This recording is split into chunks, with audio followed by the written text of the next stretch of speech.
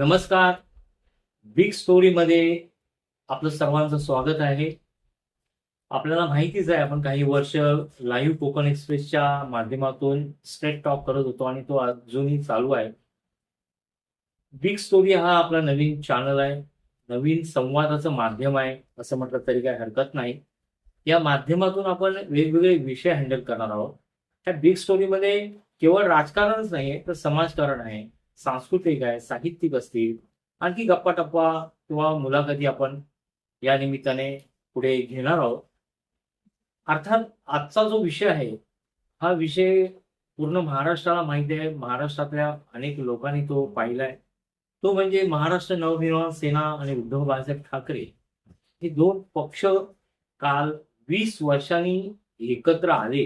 ते पक्षच नाही आले, तर महाराष्ट्र नवनिर्माण सेनेचे प्रमुख राज ठाकरे आणि उद्धव बाळासाहेब ठाकरे शिवसेना पक्षाचे प्रमुख उद्धव ठाकरे हे दोन बंधू एकत्र आले आणि ह्या दोन बंधू एकत्र येण्याने संपूर्ण महाराष्ट्रामध्ये राजकारणाची एक वेगळी चर्चा सुरू झाली.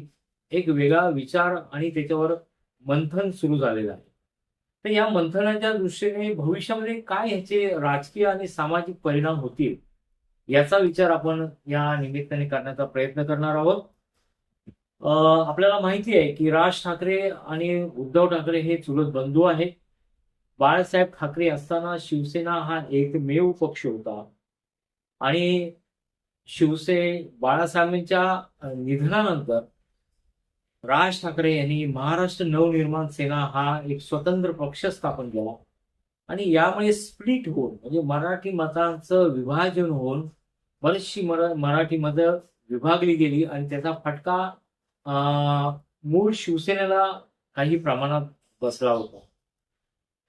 त्यानंतर गेल्या 3 वर्षामध्ये सुमारे 3 ते 4 वर्षाच्या कालामध्ये शिवसेना आणखी जोरदार मध्ये फटका बसला. तो म्हणजे एकनाथ शिंदे यांनी स्वतंत्र एक पक्ष स्थापन केला आणि त्याचं नाव ओरिजिनल शिवसेना असं ठेवलं. अर्थात ही सगळी लढाई सर्वोच्च न्यायालयात सुरू आहे. या महिन्यामध्ये बहुतेक ती सुनावणी लागण्याची शक्यता वर्तवली जाते. या पार्श्वभूमीवर जेव्हा उद्धव ठाकरे यांचं सरकार महाराष्ट्राच्या राज्यावर होतं, त्याच वेळी हा मोठा धक्का उद्धव ठाकरे यांना बसला आणि शिवसेना फोडून नवीन शिवसेना तयार झाली. नवीन म्हणण्यापेक्षा ती ओरिजिनल शिवसेना म्हणून सध्या तरी नावारूपास आहे. आणि या वेळेस सुद्धा एकनाथ शिंदे यांनी जास्त सीट किंवा जागा मिळवल्या. लोकसभेला थोडेफार जास्त जागा उद्धव ठाकरे यांच्या पक्षाला मिळाल्या किंवा आघाडीला मिळाल्या असं म्हटलं तरी काही हरकत नाही. पण या विषयामध्ये जी एमएनएस आहे, महाराष्ट्र नवनिर्माण सेना, यांना विधानसभे आणि लोकसभेमध्ये एकही जागा मिळाली नाही आणि फार मोठा सेटबॅक महाराष्ट्र नवनिर्माण सेनेला गेल्या 15-16 वर्षामध्ये बसत आलेला आहे. त्यामुळे या पक्षामध्ये पण राजकीय दृष्ट्या एक अस्वस्थता, पुढे काय करायचं असा एक मोठा विषय त्यांच्यामध्ये. अर्थात त्यांना या स्थितीला फार गमावण्यासारखं नाहीये. त्यामुळे ह्या पक्षामधली पडझड काय मोठी नाहीये. पुण्यातले मोरे हे त्या पक्षाचे मोठे आधारस्तंभ होते, ते सोडता बाकी कोण फाटाफूट झाली असं काही चित्र दिसत नाहीये. मोरे हे उद्धव ठाकरे यांना जाऊन मिळाले आणि त्यांनी त्यावेळी विधानसभा लढवली होती. आता ते पराभूत झाले. आता आपण जो विचार करणार आहोत तो आत्ताचं बलाबल काय असेल आणि भविष्यामध्ये काय होऊ शकतं, या 2 शक्यतेवर आपण विचार करूया. 2009ला जेव्हा पहिल्यांदा महाराष्ट्र नवनिर्माण सेनेने विधानसभेचं इलेक्शन लढवलं, तेव्हा त्यांना 13 सीट्स म्हणजे त्यांना 13 जागा म्हणजे 13 आमदार निवडून आले. ही फार मोठी अचिव्हमेंट म्हणावं लागेल राजकीय दृष्ट्या. पहिल्यांदाच महाराष्ट्र नवनिर्माण सेनेला प्राप्त झाली. पण त्यावेळी त्यांचा पर्सेंटेज रेट होता 5.71. ते टोटल मतदानाच्या 5.71 असा पर्सेंटेज त्यांनी मिळवला होता. त्याच्यानंतर 2014ला महाराष्ट्र नवनिर्माण सेनेने जेव्हा इलेक्शन लढवली तेव्हा तो पर्सेंटेज खाली आला आणि तो केवळ 3.15 पर्यंत येऊन ठेपला.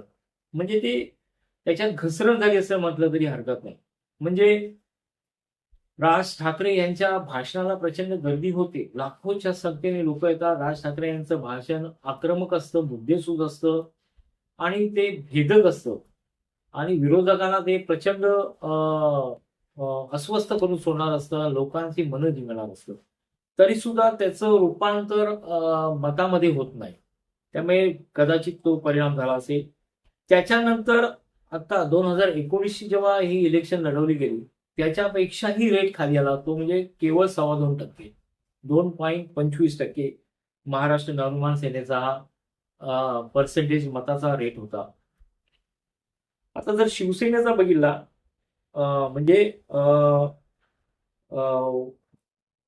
एकनाथ शिंदे यांच्या शिवसेनेचा बघितला तर 12.38% रेट आला.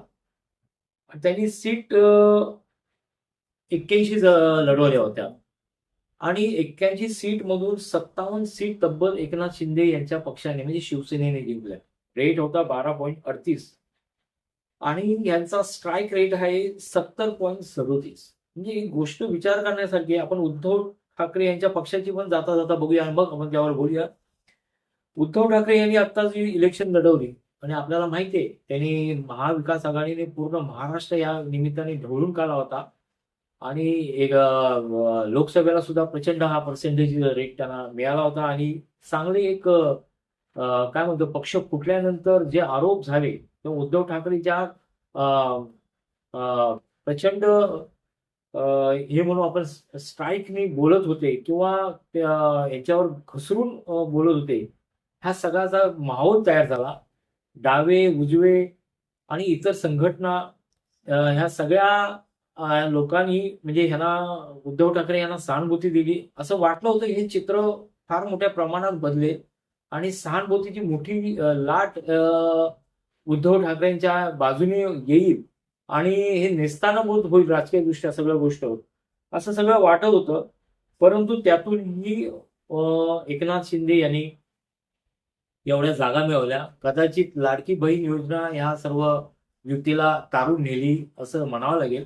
परंतु जो आपण सिनॅरिओ बघितला सगळा याचा, तर बहुमतापेक्षा जास्त जागा महायुतीने जिंकल्या. आणि हा कशाचा परिणाम आहे तर हा जसं विरोधी पक्ष म्हणजे महाविकास आघाडीतर्फे सांगण्यात येतं की हे सगळा परिणाम आहे तो सगळा वोटिंग मशीनच्या मधला त्याला टॅम्परिंग केल्यामुळे तो झालेला असावा आणि कदाचित लाडकी बहीण योजनेने ही जादूची कांडी फिरवली असेल. असो, त्यावेळी युबीटीला जे मिळालं त्याचा स्ट्राईक रेट आहे 9.96 म्हणजे जवळपास 10ला काही 0.4 शिल्लक आहे आणि 95 जागा उद्धव बाळासाहेब ठाकरे यांच्या पक्षाने लढवल्या होत्या आणि जागा जिंकल्या 20 फक्त. स्ट्राईक रेट फक्त 19.73.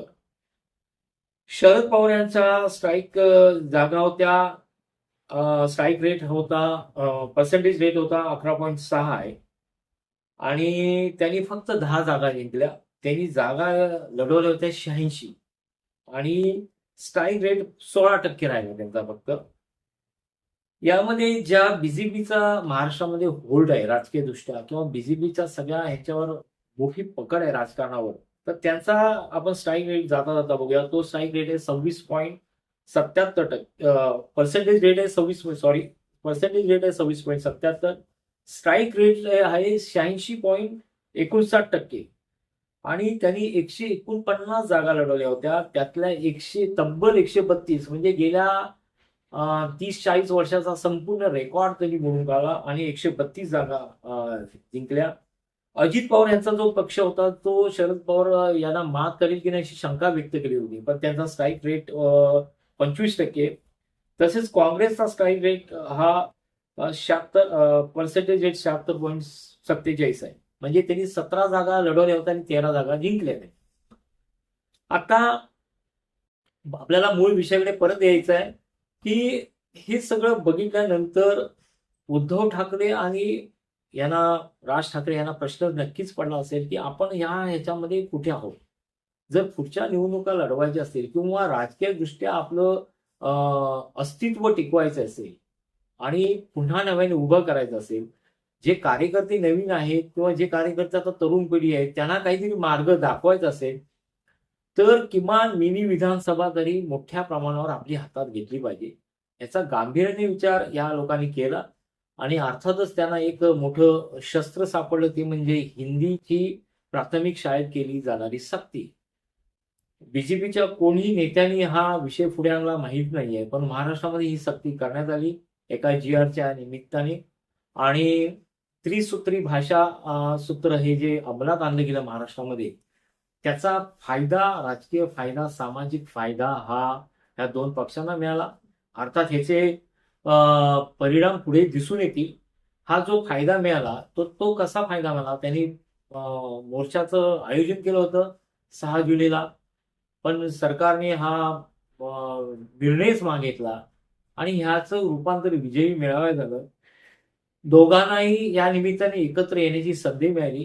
यापूर्वी सुद्धा राज ठाकरे यांनी पॉडकास्ट मुलाखतीमध्ये म्हणजे मांजरेकरांच्या जे अभिनेते त्यांच्या मुलाखतीवर आपण एकत्र यायला हरकत नाही. महाराष्ट्रासाठी भांडण आणि व्यक्तिगत वाद हे बाजूला ठेवून पुढे यायला पाहिजे असं सुतोवाच त्यावेळी राज ठाकरेंनी केलं होतं.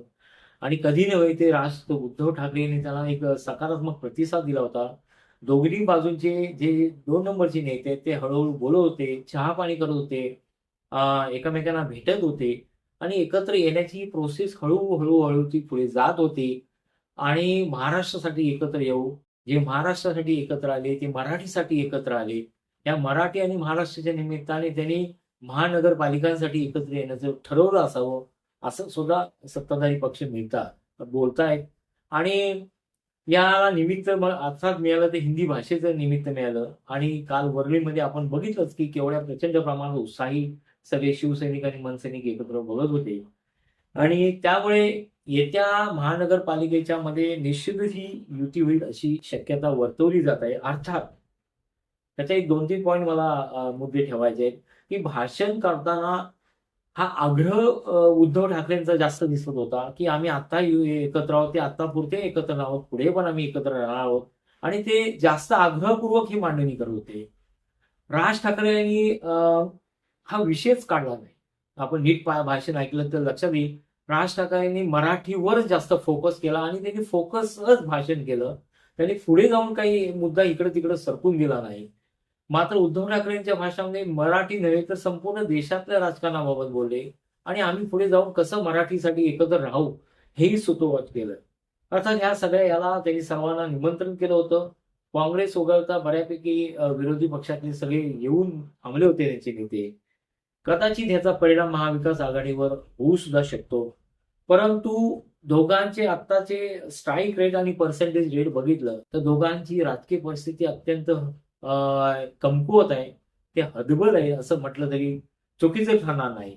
आणि ह्या दोघांना दुसरा उपाय नाही, तरणोपाय नाही. एकत्र येऊन किमान महानगरपालिका आणि ह्या काही प्रमाणात घेतल्या तर कदाचित त्यांचं राजकीय पुनर्जीवन होऊ शकतं आणि एक नवा मेसेज महाराष्ट्रात जाऊ शकतो. आणि पुढे पुढे जाऊन म्हणजे आज त्यांनी काल बोलताना असं सांगितलं की जे बाळासाहेब ठाकरे आणि अनेक लोकांना जमलं नाही ते देवेंद्र फडणवीस यांना जमलं आणि आम्हा दोघा भावांना एकत्र आणलं.